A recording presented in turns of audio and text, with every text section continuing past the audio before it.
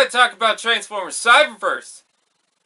Great! Hello guys, what's up? I'm Brian here doing another video for you guys, and this time we're reviewing the first episode of Transformers Cyberverse. The first two episodes have premiered on the Cartoon Network app, and only now am I reviewing it.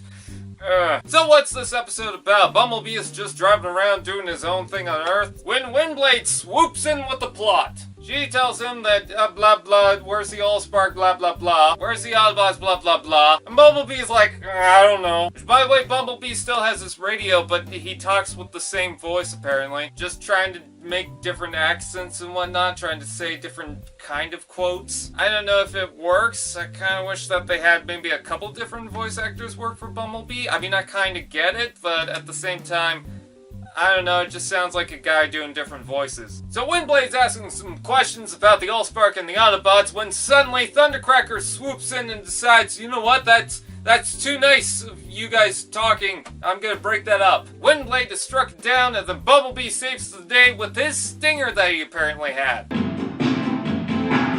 So they go off into an adventure to find out what Bumblebee knows or does not know, and Windblade decides, hey, I'm going to use the Coracle Psychic Patch on you, which, by the way, I love the fact that it's carried out from Prime. Another thing that was carried out from Prime was the ground bridge, or more or less the space bridge. Of course, I know the space bridge has been a thing since Generation 1, but its design definitely seems to be based on the Transformers Prime aesthetic. So Windblade taps in, only to have something go wrong, I guess. And then there's a surge of power, and they both kind of pass out, I guess. But uh-oh! Trouble is around when there's Decepticons on Earth. What are we going to do about this? And that's basically where the episode ends. First off, let's talk about some of the things that I do like. I like the aesthetic, I like the animation, I kind of like the colors, they really stand out.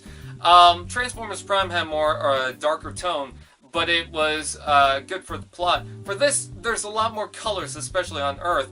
But even at the end days of Cybertron, it seems to be very dark, and I don't know, they seem to play around with colors a little bit more, and I like what I see. Another thing that I really like is Perceptor. I was not expecting him on the show. He doesn't have a single line in the episode, but at least he's there. Another thing that I do like is they bring some Transformers Prime technology into this. I love Transformers Prime. The Coracle Psychic Patch and the Space Bridge with the aesthetic similar to Transformers Prime. Now, I'm not going to constantly compare it to Transformers Prime, but one thing that I will say is that, especially with animated and Transformers Prime, is that it seems to take their time and slow down and just make it, just make information kind of ease.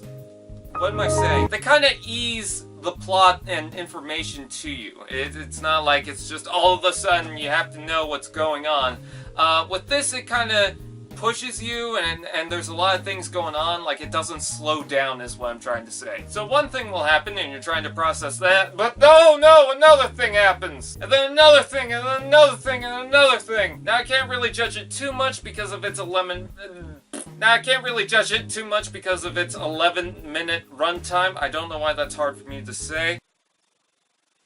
But yeah, I just kind of wish that it would take its time and slow down and really ease into it. But overall, the fighting was fine, the animation is fine, and I'm kind of interested in where this is going to go. I'm not a fan of everything. I'm not too big on Bumblebee right now with his non-voice radio thing. I don't like that. I think in Transformers Prime it was fine because he pretty much just had beeps and boops, and that's kind of how Raph was able to connect with Bumblebee. In the movies, it was just kind of like a thing, I guess. But even then, in the movies, they kind of stopped it by the last night. Do we really need to continue that again? I'm just more or less tired of it, and this is going to be the main character of the show.